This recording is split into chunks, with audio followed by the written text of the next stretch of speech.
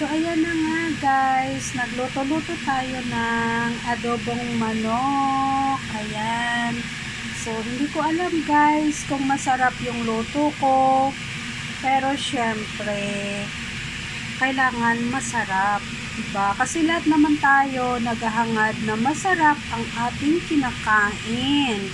So, kailangan ayusin natin ang pagluto. Char!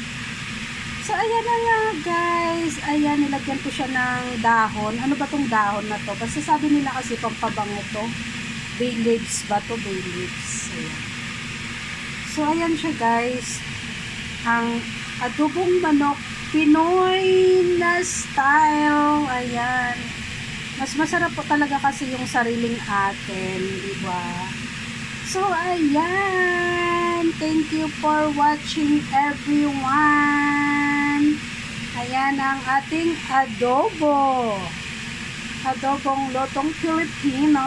Siyempre, hindi yan mawawala sa atin ang lutong Pilipino. Kaya kailangan nating matuto at kumain palagi ng lutong Pinoy. Bye! Thank you for watching.